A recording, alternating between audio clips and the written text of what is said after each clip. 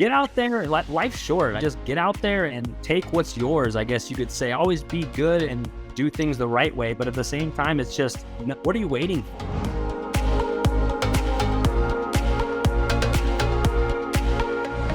Hey, welcome back to Unstoppable Agents. You know what? This is the show that real estate agents come to build their business, build their wealth, and build a life of impact and significance.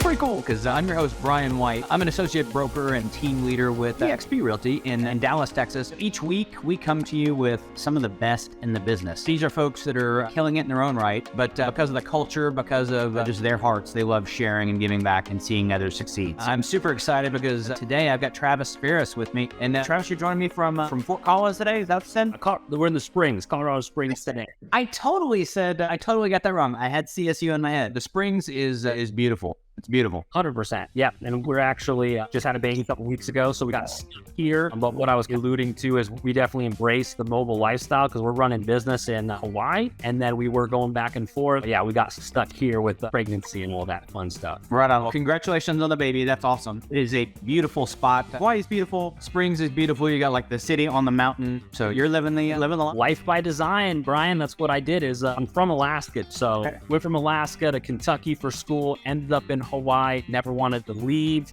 I figured I would build a successful business there, which we did. But when we realized we were stuck on an island for close to 15 years, we started to expand to different markets. So we've been having a lot of fun doing that. I love that.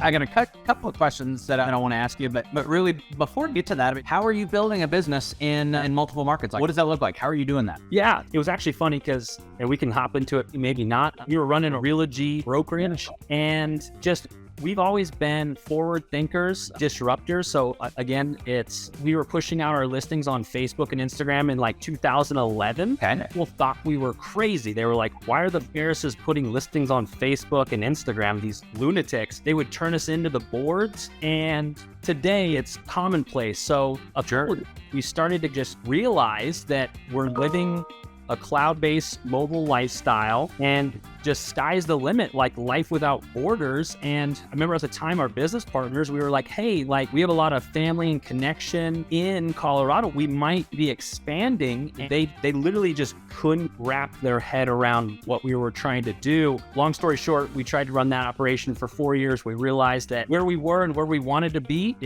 was not in connection, and it was not being served by this owning a brokerage. Yeah. And EXP was just fueling the flame. So when we plugged in there, we were like just having fun with it. We expanded. Probably 2019, we actually started to expand our team there, going back and forth every couple of weeks. And then the pandemic hit, which again was gasoline on the fire because our entire business model was mobile cloud-based at that time. Yes, that's so great. So I'm curious. So with Realty, they're probably wanting another franchise fee, and/or you were competing with somebody who was already in the other markets that you wanted to be in. Is that right? Oh, 100%. Yeah. So all I'll say is I have a lot of great connections and rapport with individuals across the country from that experience. It was truly my $1 million learning experience. I call it the ego lesson, to where I wanted to be the owner, and it cost me a lot of money. But if I had to do it again, I wouldn't do it any differently. Yep. I had to learn it myself. And to be frank, I probably learned 30 years of hardcore business experience crushed into those 4 or 5 years. And it really gave me like rapport to have a very high level conversations with individuals today. But absolutely, once you start looking behind, I call it the standard model, we could go off for hours about the things that need to change, and AKA we ended up where we were supposed to be, which we're super happy. Right on. I love that. Love it. So you are at EXP, and if I did the math right, you're at 3.5 or somewhere in your 4th year at EXP now. So congratulations. That's awesome. We celebrated our 5th year in February. It's 5-time icons. Been awesome. It's an amazing company. So you've been here a while now. What are your 3 favorite things about EXP? Tell me what you love about it. Well, first of all, I think there were other team leader or broker owners or solo agents that were hopping around. One of the huge successes about EXP is anywhere I'd go to a company thinking I was going to solve this problem. Within 6 months, I knew it wasn't home and I was already planning my next escape to a new location. We've been here, just like you said, over 3 years now, 3.5 years. I love it more than ever. And that's probably one of the most successful things about the company that you hear, the more I love it. There's so many amazing things. One of the things I love to talk about is I have these individuals worth multi-millionaires that I have speed dial that I can call and say, hey, I'm looking to set this up. I have questions. If you're at any other company and you said, hey, I want to talk to the number one team at this company, good luck trying to get them on a phone. And even if you get them on a phone and you said, hey, can you give me all your secrets? They're going to laugh at you and probably hang the phone up. Here, you literally can contact those individuals. I've flown down to Puerto Rico and got to hang out with some of them. Yeah. We masterminded and had some amazing events. Just the collaboration, the community, just like yourself, like you're crushing it in your own right. And we can literally hop on these calls and just riff-raff conversations and see where things go. And I don't think there's any other company that is more in alignment with just getting successful people in a room and just letting them do what they do best. Speaking of Realty, when we go to EXP or we go to Build, the wealthiest, most influential people in the room are the agents. You go to any Realty event and you go in there and you say, who are the wealthiest individuals in the room? I remember they'd speak and you remember like Googling, hey, CEO of Realty, or you know what I mean? Like, your corporates. I always call it the corporates. But some of your high-level corporate individuals were, I guess, the most influential people in the room, which I love. It's by agents, for agents, it's agent-led. And so again, you clearly see that agents are leading this company at a very high level, which is just awesome. Yeah, when you think about things like Build as an example, that's an agent put it on. It's not even a corporate event. Yep. So it's his money, it's his event. He puts the whole thing on and does that for thousands of agents now. And it's fascinating and the most generous thing I've seen. It's crazy. Yeah. I think I whapped one more there, which I didn't pull one down here. As I said, we were in Hawaii, and just the expansion opportunity. It's like, again, there's people at all different companies, or they might be running their own companies. If you are running your own company, like legit, it's a indie broker, and you want to expand from one location to the other, it will cost you tens of thousands of dollars, licensing fees, brick and mortar. Whereas when I expand, and I'm like this year, I will expand from Colorado to either Tucson or Phoenix, one of those markets, because I have tons of family that are there. It's going to be, actually, I already have an agent coming on board right now. That's it. It truly is without borders, to where I get licensed, possibly, maybe not, in locations I want to expand to. And then I just start building a brand, building the market, giving leads, doing what I do best. So the expansion opportunity is just insane. And then, so not only can you do that without incurring any additional fees, but then it becomes a tax write-off. So it's just the most brilliant thing. We visited, now we're international, and we've been international for a number of years. Now we've got the ability to do business in any country. We visited, my wife and I visited Italy last fall. We ended up meeting with other agents in Italy while we were there. Boom. Thank you, Uncle Sam, for the tax write-off. Thank you, Uncle Glenn, really, for the tax write-off and the opportunity while we're traveling the globe. So just the border, there really aren't any borders, and we can do that with one set of fees. So instead of competing with somebody in another market, they're like, sure, welcome, come on in, love to have you, and let's share some ideas while you're here. It's totally a different perspective. When I talk to people, the number one thing people share is collaboration. That idea of sharing with each other. I'm glad you touched on that, because it's so in proximity, being close to others and close to others that are successful is just so valuable. 100%. Actually, the community aspect is a huge element of it. And actually, because I have my Farris team, so I have Farris team as like my team. That's Hawaii, Colorado. That's just where I drive business, but my umbrella org is actually called the Collaboration or Collab Agents. When I was bringing my leadership team and like my company over, I was talking to them. And again, I'm not successful because I'm successful. I'm successful because I have an amazing leadership team. So I will not take credit for what they have built. Taylor, Marina, Christina, Lawrence, Kat, they're awesome. They're fantastic. But when I was coming over, I was trying to explain this concept of the collab, and I was like, hey, Taylor, you're not going to do marketing for just my team anymore. We've been doing our marketing. You're going to do marketing for all the agents that are with us. And it took a second for it to click, but they were like, I don't get paid to do that. And I'm like, but you will. You'll hit that critical mass. And we did. And our collab organization is amazing. It's an amazing community. We do masterminds, leadership coaching. We literally take people, help build brands, build marketing, lead gen, whatever they want to do. And it's all I did is get all these people in a room and then let them go crazy. It's definitely not led by me. I got it to hit critical threshold, and now it's just an amazing community, exactly what we were talking about. Sometimes you just get to be the idea guy. You get to be the visionary that put it all together, and then, hey, here, and go. Pretty great. Yeah, absolutely. EOS, if you don't know it. Oh, it's 100. Yes, love it. Well, so let's transition a little bit, and because there are agents out there that watch this, and we want to help them be successful. This is it's a different market, and it's a different year than certainly we've seen in the last couple. It's a different market than we've seen in quite a while. So what are 3 things an agent can go do right now to build their business? Actually, I just dropped a video probably a couple of weeks ago on this. There's a ton of different things. We are in a new market. I always tell people the cloudy with a chance of meatballs way of earning income, that's gone. You know that, and I've been trying to teach my team to climb the tree far before they had to climb the tree, so that they would know what to do when the low-hanging fruit started to kind of disappear. Yeah. Well, again, there's so many different things you can do, but it's going to be seek, learn, and apply. So those are like the 3 things that I say: seek out like any knowledge. One of my favorite things is when we're doing these trainings is business is always being done. And I said it, that buying and selling real estate is always a good time. It just depends on who is doing it. If you pull data from 07, 08, 09, the great collapse of real estate, like the housing crisis, there was a lot of real estate being exchanged. There is. Who's doing it? Why are they doing it? And so that's the seek out and figure out what's moving, learning. Credit, Levi Lassig always talks about, what does he say? Speed learn, or to where you basically can dive into any concept and just learn it for 30 days and you can become an expert. So seek out what you need to learn it. And then lastly, this is probably the biggest one, is apply or take the action. Because again, you talked about it, ideas. You cannot just be an ideas guy or girl. You need to take action. So yes. Massive action at that. And so seek out what's happening, what are the trends, learn about them, and then apply what you've learned, and then see how it goes. So even lead gen, it's, I think everyone that's successful in real estate or almost sales is trying things out, evaluate to see that, hey, I have a return. You're not just blindly spending money. So same thing, take action and then analyze the reward. Was it worth it? Did I make my money back? And if not, then tweak and pivot a little bit. Learn and apply. It's good. And I think seek, learn, apply would apply in any market, right? So we should always be education-based. I've got 1 college-age kid, actually 2 college-age kids, and 1 in high school. And we have this conversation all the time. I'm not that interested in college. Yeah. I'm interested in education. The return on $130,000 state education, that's what it costs to put a kid through a state college now is, think about, I'm a realtor. You don't need a degree. We got plenty of people that can educate you and earn significant income in a variety of entrepreneurial ways, a variety of businesses.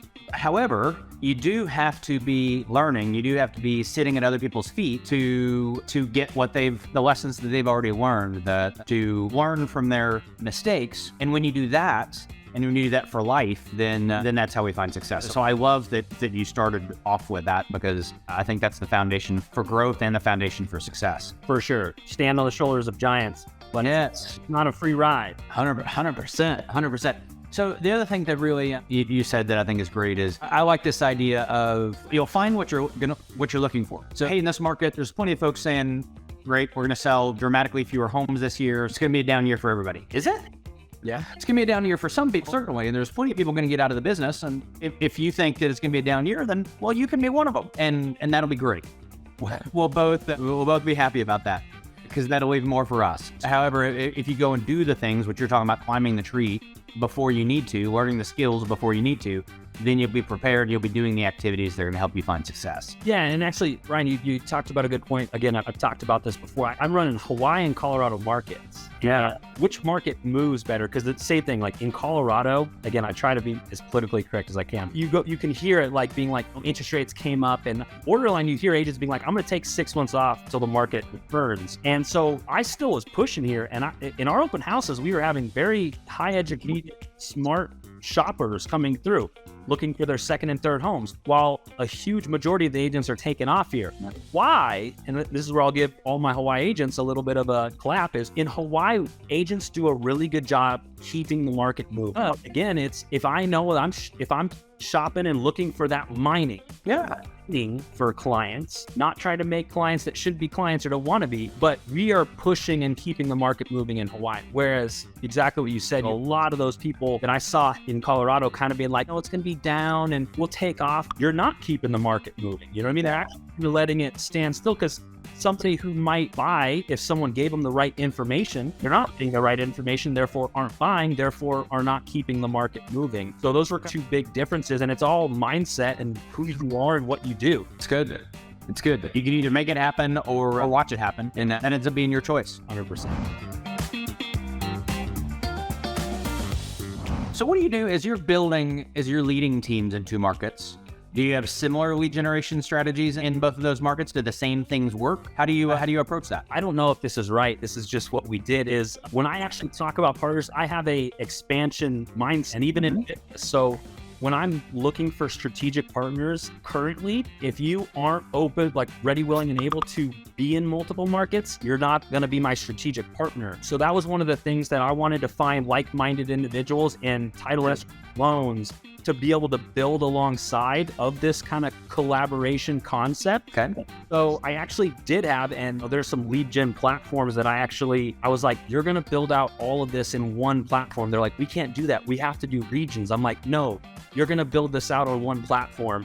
And I got them to, but it was totally against what they normally do. As I build and add markets, it's going in one platform to where, and I guess I don't know if life by design, but I do function in probably some of the best markets in the country. So when you're looking at SEO, and especially this world today, where do you want to live? Because people can where they want now. They don't have to necessarily live where they have to. And so what are the top 3 or top 5 markets you could live in? My site will basically probably be those top sites. Well, it's good. So that's interesting, because the agents who really know what they're doing will lead towards SEO, and they will lead towards attraction-based marketing versus other techniques. Yeah. You get people, whether it's, you talk about Levi, whether it's on YouTube or whether it's Google or whatever the platforms, they'll get people looking for them rather than chasing others. Because if you get people to self-declare, they'll spend time on your site, they'll spend time watching you, and they'll decide way before you ever talk to them that they want to work with you. For sure. Yeah, and I guess I'm doing a lot more of that. And if you look at Shaquille O'Neal, I really like Shaquille O'Neal and his concept. He only invests in things that he believes in. I remember hearing a story about him. I think he just won the championship, and they called and they're like, hey, you've got a photo shoot tomorrow. And he's like, oh, well, with who? They're like, on the Wheaties, to be on the Wheaties box. And he's like, I'm sorry, I won't do it. I don't like Wheaties. So he literally didn't go be on the Wheaties box because he doesn't like Wheaties. Yeah. And I build my business the same ways. I'm always mindful of the consumer. So there's a couple things, is always being mindful of the consumer. You're not trying to force your own ideas down people's throats. Yeah. But cold calling, exactly what you said, cold calling, door knocking, things like that. And I always tell my team, like, all right, well, if you're cold calling and you catch a mom at home who literally wants to buy a home next week, and her 1-year-old's crying, and she's holding her 3-year-old who's hungry and crying, what's she going to say? She's immediately going to say, I'm sorry, I can't talk. No, boom. You're trying to catch people on your time, whereas the videos lets them shop on their time. And so you putting out content, which content is the new lead generation coined by my wife, Nisa, because she's awesome. That's what she says. You're catching people on their time and letting them do their time and then come to you for it after. But more importantly, the reason why I do that is because door knocking. Somebody door knocked on my house, and I have a 2-week-old. I used to always door knock. Yeah. Moment, and people have been door knocking at my neighborhood like crazy. I called my head of ops, Marie, and I said, no more door knocking. Canvassing is fine. Do not knock on people's doors, because I was annoyed. Yeah. If I'm annoyed that people are knocking on my doors, I cannot knock on people's doors. So it's like I always am tweaking what I do based on me, kind of in a consumer mentality. Gary Vee, he's famous for permission marketing. Yep. And for kind of, I think, being one of the first, at least that I heard, that coined that term. Maybe it was Frank Kern before him, but Gary Vee's the guy. And that's what search-based, SEO, YouTube, it's all permission-based marketing. Any strategy that at its core, your goal is to annoy, not your goal, but you're primarily annoying people, and you're weeding through hundreds and thousands of people that you annoyed to get to the needle in that haystack. It's not a sustainable strategy. People are going to burn out. or get angry with you and you get a bad reputation. So instead, provide value, ask for permission to spend time with them. And it's easy to do that now. It's easy to produce content, to have people like you. And the thing I always think of too is, look, on YouTube, if somebody doesn't like you, peace. Yeah. But great. Neither one of you are going to enjoy that process. So let them find somebody else that'll serve them better. That's a better match for them culturally, politically, philosophically, whatever. Great. You can work with the people that are going to bring you joy, and you can add value to each other's lives while serving them in the process. Yeah, 100%. It's right hook. Give, maybe ask for a take. But yeah, 100%. We are trying to just do it more organically and not necessarily ruffle feathers. There's a time and place for everything. So maybe depending on the event, you might kind of lead gen or do it a little differently. But yeah, absolutely. I'm looking at our strategies and just making sure that they're in aligned with our hearts. I love it.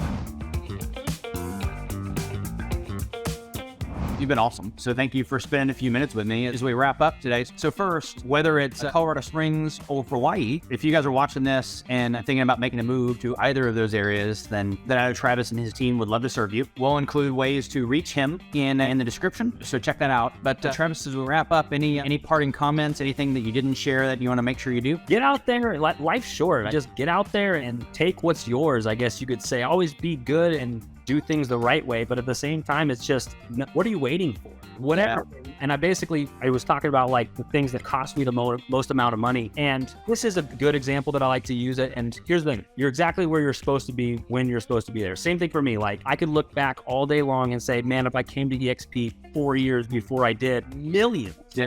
But at the same time, I was a different person. I didn't have the rapport. I wasn't mentally in the same place to where, again, I came when I was supposed to. But whatever it is that you're hitting on, like it could be costing you tens of thousands, hundreds of thousands, or millions of dollars. Like it's short. Just whatever it is, go do it. I love it. I love it. Life is short, and that old Zig Ziglar is be, do, have, right? Who's the person you need to be. You wouldn't have been the right person, and you wouldn't have been the person to even have seized the opportunity back in the day. So now you are, and so see it. Yep, absolutely. Brian, it's awesome. Yeah, it's been a pleasure. Thanks for hanging out with me. I appreciate you. Awesome. Have a good one.